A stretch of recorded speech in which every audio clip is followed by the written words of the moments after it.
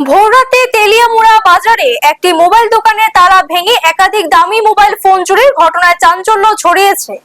জানা গেছে, বাজারে অবস্থিত ভান্ডারি মোবাইলস দোকানে ভোররাতের দিকে চোরেরা হানা দেয়। দোকানের তালা ভেঙে ভিতরে ঢুকে বেশ কয়েকটি মোবাইল ফোন নিয়ে পালিয়ে যায় দুষ্কৃতীরা। দোকানের মালিক চিত্তরঞ্জন ভান্ডারী সকালে বিষয়টি জানতে পেরে পুলিশকে খবর দেন। খবর পেয়ে পুলিশ ঘটনাস্থলে পৌঁছে তদন্ত শুরু করেছে। ঠিক কতগুলি মোবাইল ফোন চুরি হয়েছে, তা মোট ক্ষয়ক্ষতির পরিমাণ কত তা খতিয়ে দেখা হচ্ছে। পাশাপাশি দোকান ও আশপাশের এলাকার সিসিটিভি ফুটেজ পরীক্ষা করে চোরদের শনাক্ত করার চেষ্টা চলছে বলে জানা গেছে। ভোররাতে বাজারে একটি দোকানে এভাবে চুরি হওয়ার ব্যবসায়ীদের মধ্যে উদ্বেগ দেখা দিয়েছে। দ্রুত দুষ্কৃতীদের শনাক্ত করে চুরি যাওয়া মোবাইল ফোন উদ্ধার ও অভিযুক্তদের গ্রেপ্তারের দাবি জানিয়েছেন ব্যবসায়ীরা। ব্যুরো রিপোর্ট, নিউজ তৎকাল 24। সকালবেলা কিছু জানি না, কিন্তু আমার দোকানের পাশে যে কাকু হঠাৎ করে সকালবেলা আমার কাছে, তোমার দোকানের তো শাটার ভাঙা শাবল করে রয়েছে, আইসরা দেখো।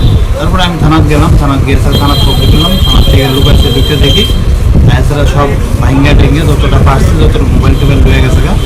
এবং লোকটারা দেখে মনে হচ্ছে মানে মার্কেটের মধ্যে দেখছে কিন্তু কোথাও বলতে পারি না। যেমন সামনে লাইভ ডিমো আসলো, লাইভ ডিমোটা নিচে গা দোকানে ঢুকে আবার ব্যাগ সহকারে ব্যাগ লয়ে গেছে, ব্যাগ দিয়ে মাল লয়ে গেছে। কজন লোক আসলো?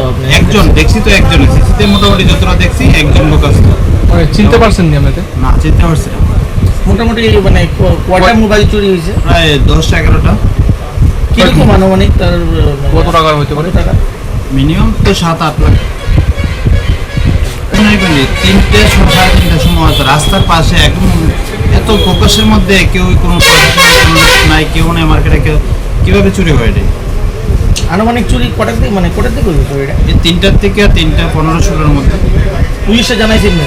পুলিশে জানাইছি, পুলিশে দেখছে, দেখে তারা সাবলটা রয়ে গেছে। আচ্ছা ঠিক আছে, দেখি আর কিছু করা যায় কিনা। কিন্তু আর বাকি তো আর কোনো কিছু তারা করলো না, বলে কোনো কিছু ইনকোয়ারি করা, কুকুর টুকুর নিয়ে এসে তারা কিছু, তারা সাবলটা এত করে রয়ে গেছে পুলিশে। আপনারা দেখছেন নিউজ তৎকাল 24।